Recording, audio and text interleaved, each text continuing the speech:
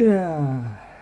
Okay. My voice is a bit off because I've been doing a lot of talking today. So my voice may sound a bit weird.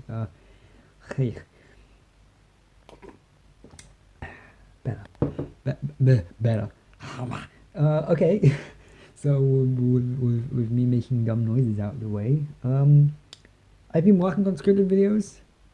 They, I feel like I've got to the point where they're just like I'm too ambitious with them, and so they take forever to make. And I've got so many I want to make that there being so many that I want to make means that I never get work done on any of them. I promise that there will be some coming soon, but in the meantime, I said I'm gonna make one of these like unscripted uh, videos every time that I find something that's deemed worthy to talk about, and this is definitely something worth talking about. This is something, and it's weird because when a new Kamen Rider or Sentai gets revealed, there's always quite a bit of information. There's like you get what the forms look and suits look like, as well as what the weapons and stuff look like, as well as a little bit of plot and everything. Whereas with this time, it really is just a couple of images.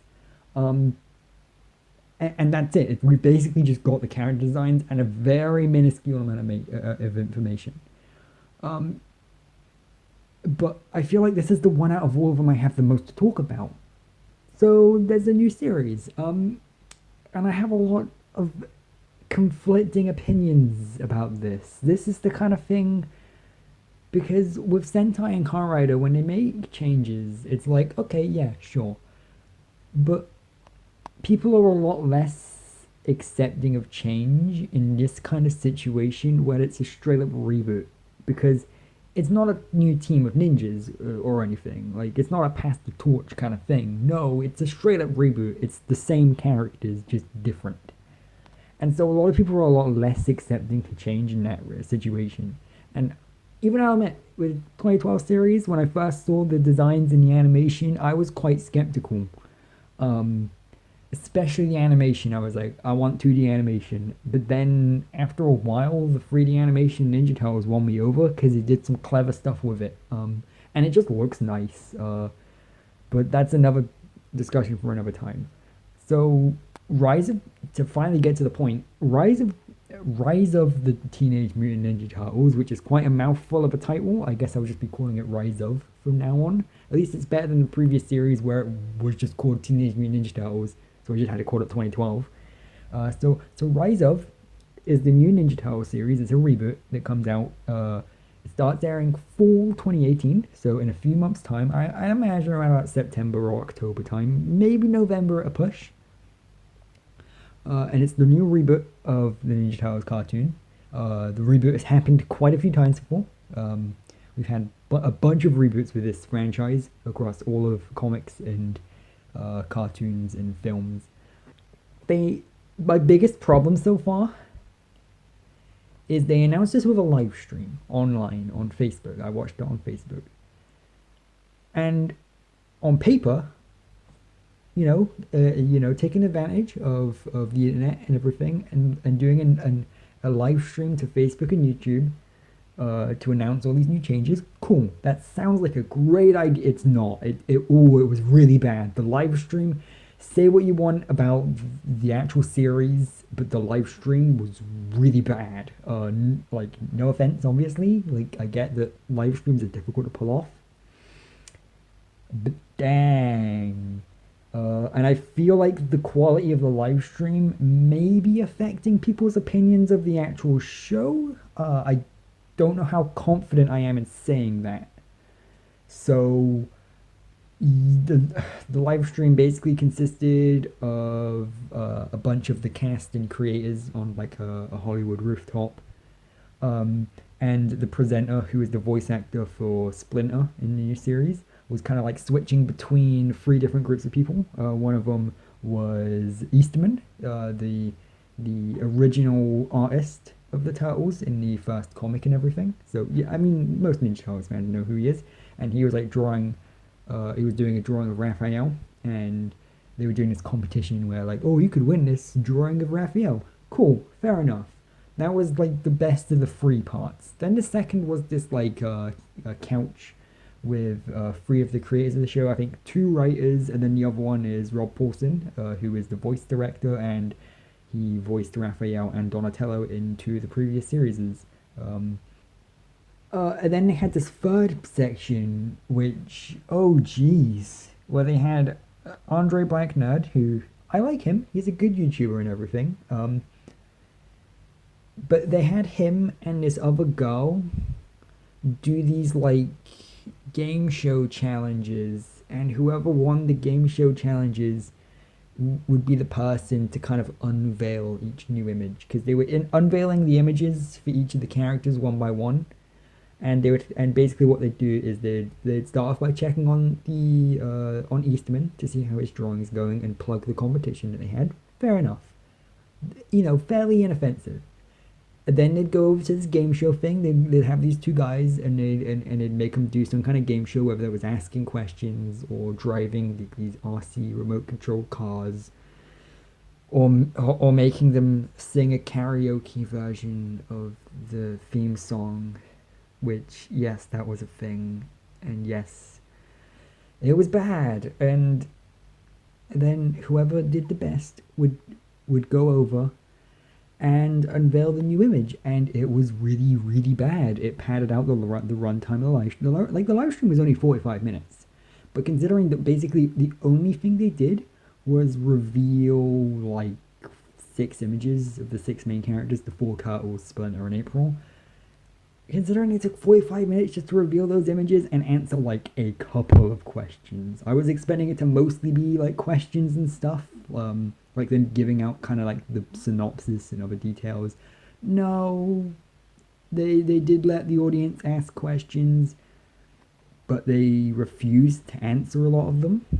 I just want to know character dynamics, man. That's all I care about. That's what makes Ninja Turtles interesting for me. It's the characters and how they interact. And we didn't get any of that. We didn't even get Shredder. They're saving that for a later date, obviously, but So now let's get into what they actually revealed. So first of all, they revealed April, and April's design looks like this, and it's an interesting one. I guess first of all, the obvious thing, the elephant in the room, is the fact that she is black now, and I'm indifferent. I don't care. Honestly, it's got to that point, I don't care. She's black now. I can deal with it, various iterations, different characters. I'm fine with her being black. It's not like her being white was an important part of the character or anything. Maybe they're doing this as a dumb, cheap gimmick. I don't know. I don't care. I don't care about her skin color. She's black now. Cool. At least she stands out from the other ones now. At least they changed something. Fair enough. That's something they've been doing a lot now, like progressively making each iteration of April younger and younger as time goes on. And this looks like the youngest, if I had to guess. I'd say she's 13 here. Maybe 14. And I get what they're going for. They're making her the same age as the Turtles, because this is the reason it's called Rise of, is because it's supposed to be like an origin story of like why they become the Turtle, like why they start fighting crime and stuff in the first place. And yeah, that's a good plot, but I mean, how long do they want this show to be? Because that's not going to be the entire show, right? Like, because the previous ones all ran for multiple years and multiple series and dozens of episodes, and stretching an origin story across that much, like first season I can get, the first 12 or so episodes, I could see that, but going through years and years worth of stuff and then saying, oh, this is the end of the origin story, like, that's a bit weird.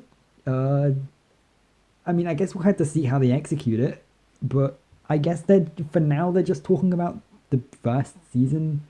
We'll see where things go, and so like they're making her the same age as the Turtles, and I get that, and I get making her the same age as the target audience too. Young teenager. I get that totally. So yeah, I would prefer another adult/older teens April, mainly just because that's like the kind of age range I'm in. I'm 20, so I guess I would want to see April be around about my age, or even older than that. But again, we've had a lot of old Aprils over time, so I guess it makes sense to have another teenage one. I don't hate the idea. It just depends on how they write her and everything. It's just personally me. I would like an older one, but I gotta take into account the target audience they're going for. So the most interesting thing about April is this weird green, like, energy baseball bat she's holding. Two things. First of all, baseball bat. Casey Jones? Maybe? Second of all, I mean, I don't have anything else to say about that because maybe? Who knows? Second of all, energy bat? I mean, okay. It's an inherently like supernatural fantasy franchise because I mean, hey, it's talking turtles, but I like the idea of April being the point of view character and her. If she does get the ability to fight, it'll be similar to Casey Jones, where she just learns it naturally, and doesn't have to rely on any of this like fantasy mutagen or anything. And so I don't love the idea of her getting the energy back, because it looks like she's like, the bat is made of energy, and so like maybe she has the ability to like summon baseball bats or something. I don't know. We'll have to see in the actual show. Would have been cool if they explained that in the live stream, but I guess not. Have to see it in the show after all. I guess one positive thing I say is I do overall like the design of Teenage April here a lot more than I do in the 2012 series. Yeah, but other than that, Energy Bat worries me. I guess it's only a nitpick though, as long as the show's good.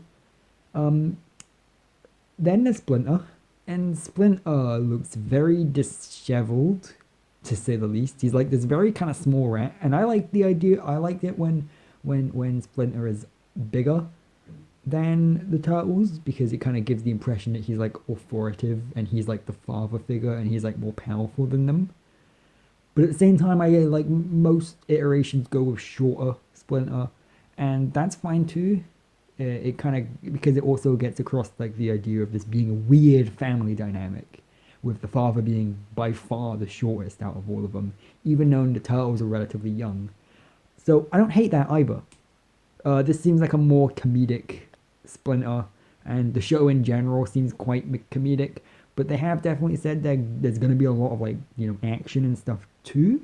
I don't want this to be the kind of show that just kind of tosses aside all the plot and the action in favor of comedy and jokes. And I like comedy and jokes, but I like having a balance of it. I don't want Ninja Turtles, or at least this iteration of Ninja Turtles, to just be straight up comedy. I mean, if it was, I guess nothing would be lost too much because you got to remember this is just one of many iterations of the Turtles. This isn't them like ruining your childhood or anything because in a few years' time there will be another iteration, I assume. So like it's gonna change. Like it's not gonna stay like this forever. So, but if it was a comedy, I'd probably fall off the show pretty quick unless it was like a really good comedy. Because I come to Ninja Turtles for the character dynamics and the story and the action. And comedy is good at like keeping that up, and comedy is good at like lightening the tone when it needs to be light.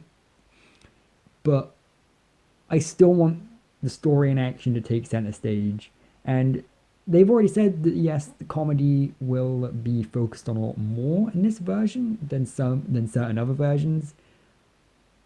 But I still want there to be good action and a lot of it, especially considering that they were like. People want 2D animation. They directly mentioned that. They were like, people want 2D animation. They don't really like the 3D animation as much.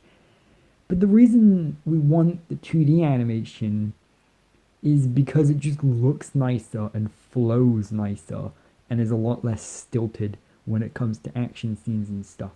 And we'll have to see how smooth the animation is because I can definitely see this becoming one of those like flash animated like stilted comedy things. We'll have to see.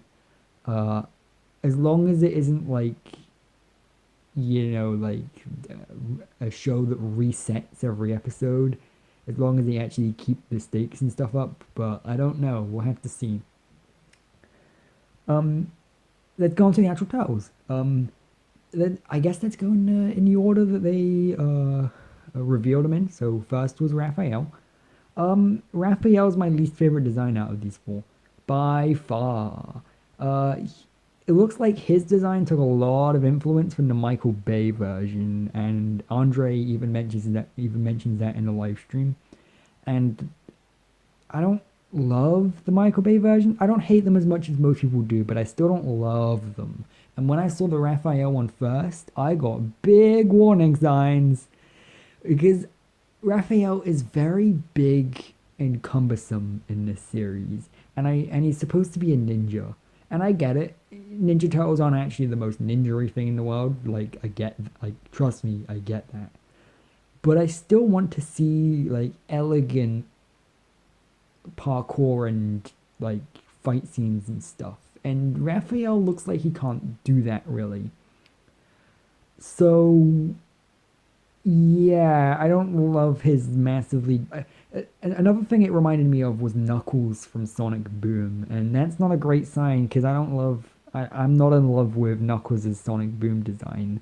Um, yeah, there's not much I really like about this design. One thing they mentioned was that uh, each turtle is based off of a different um, type of turtle, and Raphael's a snapping turtle, which, yeah, that makes sense. I'm fine with them being different turtles. I mean, most series have it so that the turtles are like biologically related, so it doesn't quite make sense that they'd be different types, but I kind of prefer the idea of them being turtles that had nothing to do with each other, and then Splinter just kind of adopts them all at the same time, which then makes them brothers. I think I prefer that idea because that makes Splinter, in comparison, feel like more of a part of the family and kind of makes the family have a more interesting dynamic if literally every member of the family is adopted, rather than it just being the four brothers were always related and then they all just get adopted by Splinter.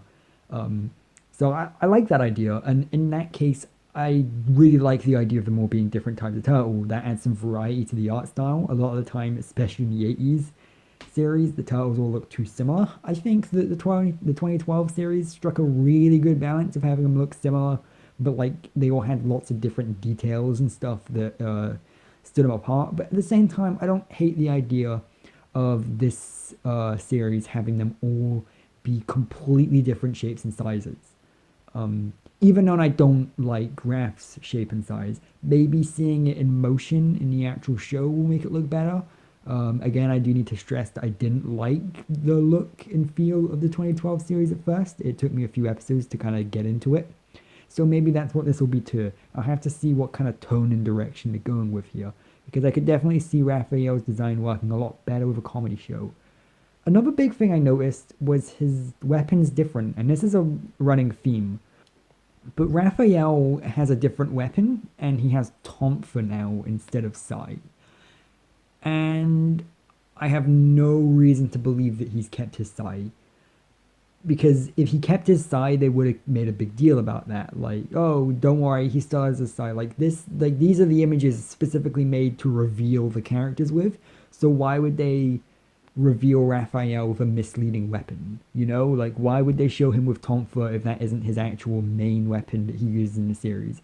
They did say that this is an origin story, so maybe he starts off with Tonfa and later on gets Sai. And it's a shame that they didn't keep the Sai, because out of all the weapons, the Sai are my favorite. I love the Sai. Because of the different ways that they can be used to counter your enemy and everything. I think they're really interesting weapons, and I don't think that Ninja Turtles is a franchise that have used those weapons to their full effect yet. They're weapons with a lot of variety and a lot of different uses, and I really like them. They're my favorite out of the four Turtles as weapons, and so to get rid of them for Tonfa is interesting.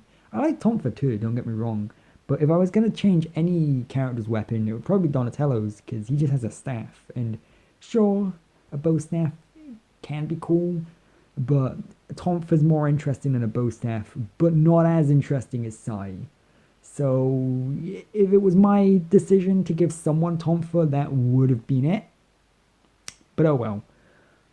Then let's go over to Donatello, was the next one they announced, and And don't worry, there's a big piece of information I'm missing intentionally with Raphael. We'll get to that when we get to Leonardo. Trust me.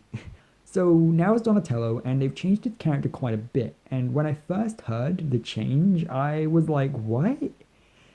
So they've taken Donatello, who is a very kind of shy and nervous nerd in the 2012 series. You know, like he's a nerd. Like everyone knows that about Donatello. And instead they've made him the confident one, the overly confident, egotistical, like I'm the only one around here get shit done character. And I was like, what?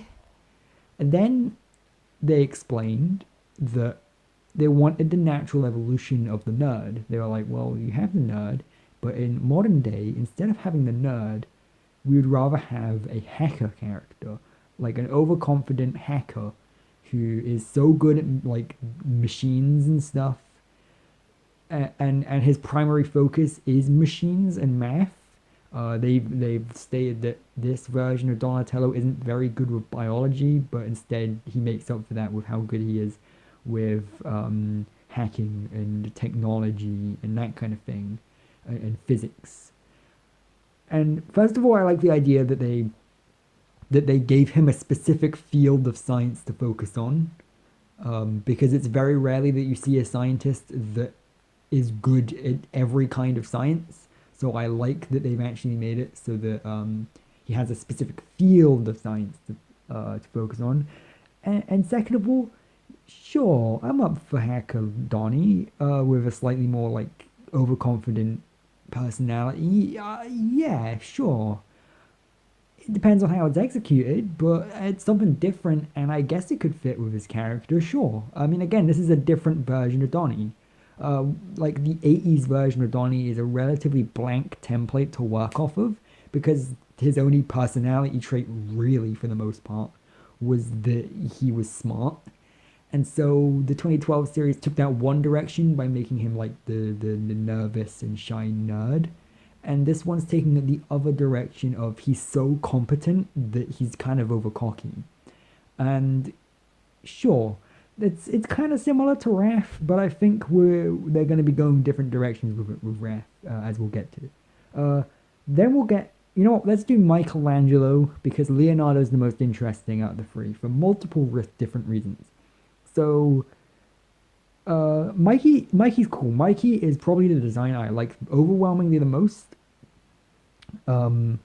Yeah. So what they've done to his character is he's still the funny one, don't worry. He still loves pizza, don't worry. He's still Mikey, but this time he's the artiste as well. Basically what he does is he makes art now too. And I love that. That's great. That's like a natural extension of his character. I really, really, really like that. I feel like we've always kind of been missing the artistic turtle. And so it makes sense. Michelangelo, he's not the most technically proficient at a fight. And he's not the smartest either. But he's the artistic one. He probably helps Donatello design a lot of the tech. And he probably likes expressing himself a lot, which would make sense with how he's the jokester.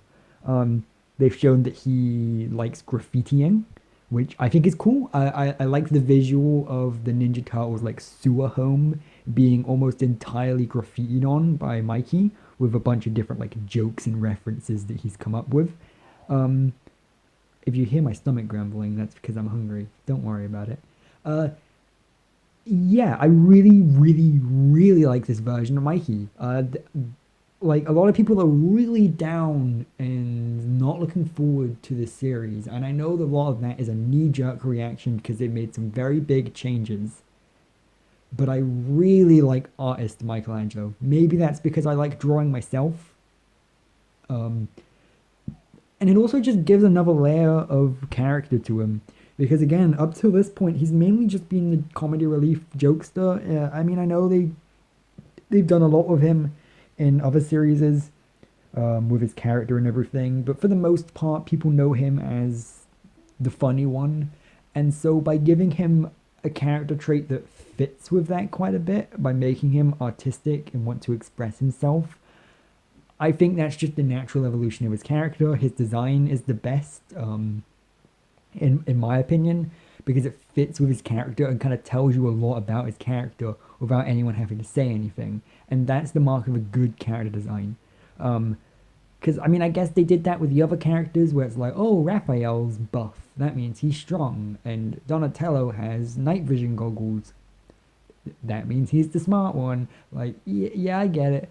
But what they did with Michelangelo, I like a lot more because he's kind of personalized and designed his get up a bit more. He's like drawn smiley faces on his knee pads and he's put like stickers and stuff all over his shell. I just really dig it. Michelangelo is probably my favorite looking out of the four. And again, people are going to be very, very negative about the changes they made to everything, but I really think that if there's at least one positive thing to take away, like one truly positive thing to take away from this, it's the changes they made to Michelangelo, because I really love what they're doing with him. Yeah. Now on to Leonardo, and before we get to the controversial change in this series, we'll talk about the rest of Leonardo first. So, Leonardo's design is fine. I like that his shell is blue. His shell is like a teal blue color. I like that. Can't remember off the top of my head what type of turtle he is. But yeah, so I like his shell. His design out of the rest is like one of the most like kind of standard, because he is always kind of like the straight man, and I really like that he has like the red marks on his face. Those look really nice. Those are something that's normal with that type of turtle. So he was born like that. It wasn't a case of him putting it on himself like with Mikey.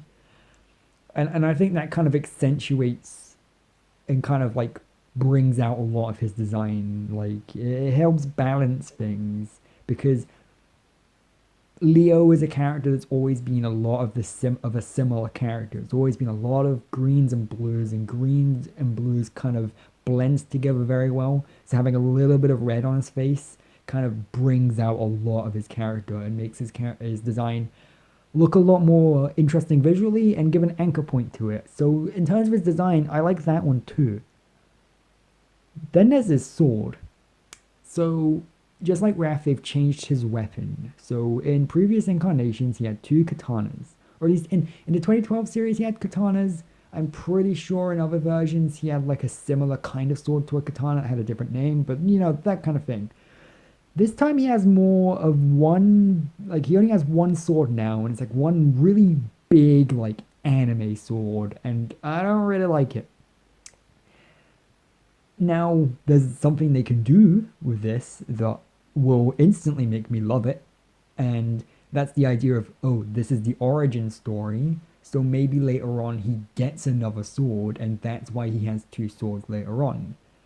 I really like that idea. The idea of him earning a second sword or finding a second sword or being given a second sword. I really love the idea of Leonardo having two mismatched swords. That's never really been done. To my knowledge, it's never really been done where Leo has two mismatching swords. I know that in a lot of adaptations, like he has two swords, but they're both like they look the same. I like the idea, especially considering the fact that he grew up in the sewer and he kind of like, and the turtles had to scrounge for the things they have. I like the idea of him having two completely mismatching or discolored swords. So I like that idea. Are they going to do that? Who knows? Because again, right now he only has one sword and they've showed that it's a really big and heavy one. So that looks like he has to hold it with two hands at all times. Who knows? If later on they're going to give him a second sword, I feel like that's the next natural place for them to go with him, though. So, Leonardo, first of all, Leonardo's my favorite character. My favorite character in all of Ninja Turtles is Leonardo. I feel like he's probably the least popular out of the four nowadays. But he's like the straight man, he's the leader. And because he's the leader, he inherently has a lot more going on with his character because not only does he have to be good, but he feels the pressure of being good, because if he isn't, he lets down the rest of his team. He has to learn, even though he's so young and everything, he has to learn how to order his brothers around. And that changes the dynamic of the family a lot, because they're his brothers, but they're also people that he has to order around and teach and help teach how to fight effectively. I mean, again, it's Splinter that does most of the teaching, but Leonardo's the one giving most of the orders for the most part. And that's my favorite part of the show. Leonardo kind of learning how to be a good leader, because he's a very flawed character. And he's a character with a lot going on, especially when you bring Karai into the mix. And so I really like the dynamic between Leonardo and Raphael. My favorite thing in the franchise is when Leonardo and Raphael butt heads. When Leonardo gives orders and tries to be a good leader, sometimes he messes up, sometimes he gets it perfect, he's still learning, he's a teenager, origin story, etc., etc. And I love it when Raphael, who is really hot-headed, and in most cases, like the best fighter of the four, I like it when he goes, no, I deserve to be the leader. You are the leader, but I should be. And I love, love, love that dynamic of these two brothers, who usually brothers are on an equal playing ground, especially considering that Raph is a better fighter. And in most aspects, Raphael's a better character, because Leo is a lot more flawed in almost every aspect across the board. And even like the things that he's better at Raph at, the other two turtles, especially Donnie, are better than Leo at.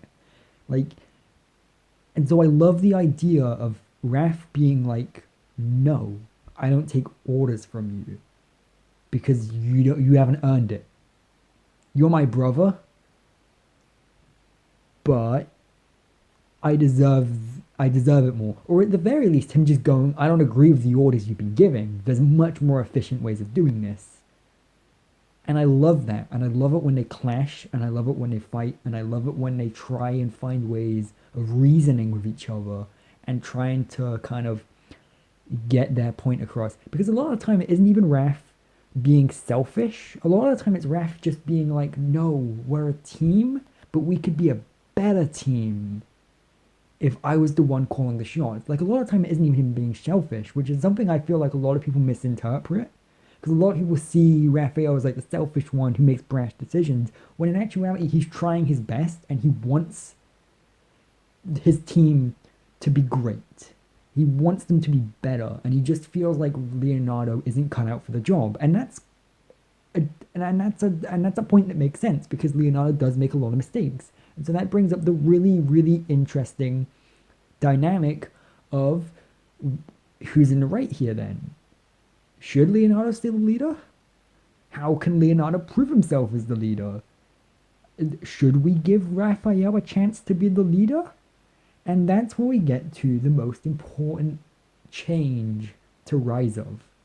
In Rise of, Raphael's the leader now. And that flips everything on its head. Everything. And at first, when I first heard this, when someone told me, hey, Leonardo isn't the leader anymore, I was like, what? You're going to take my favorite character and demote him? And then I found out that Raphael was the leader, and I did a bit of thinking, and I came to the conclusion that I just did there, that I explained, about how the dynamic between the two of them and who should be the leader and who shouldn't be the leader is the most interesting thing in the entire franchise, in my opinion. And they made that the premise to the entire show. And that's why I'm really excited for this cartoon. Even getting rid of a lot of the iffy design choices, even getting rid of the cringy live stream, getting rid of this, getting rid of that, getting rid of this.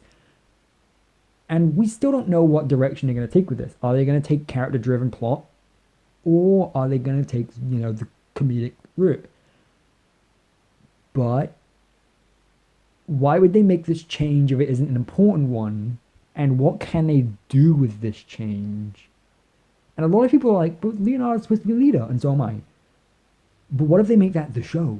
What if they make the premise of Leonardo should be the leader the premise of the entire show? Now that's interesting, and you gotta give them credit. That's a change I fucking wanna see. And of course, this is a change that could be for the worse. They might not execute it right. They might not be smart enough to see this. They might not fully take advantage of it. But goddamn, if they take advantage of this dynamic of which turtle should be the leader, and they make that the show. Remember, this is the origin story, so there is every chance that later on in the show, the leader does change. Think about what they could do with that. Think about what if the leader does change by the end of the show, but it changes to like Donatello or someone. Imagine the amount of interesting possibilities they could have. What if, sure, Shredder's the main villain as usual, but Shredder isn't the focus. The focus is Leonardo and his rivalry with Raph. Imagine what they can do with that. Imagine a team that turns against itself. Oh boy. I don't even know what else I can say other than that. It's just such a good idea. And I get it. People don't like change. And there's obviously the knee-jerk reaction. But again, what if that change is literally the premise of the show? What if the entire emotional dynamic of the show is built upon that knee-jerk reaction? Oh boy, I may as well just end the video now because that's it. That's the conclusion. The conclusion is if they do that, it's the best show ever. If they don't, then fuck it. That's it. That's my opinions. You want to hear my opinions? That's my opinions. That's my analysis. Whatever. No, really, that's it.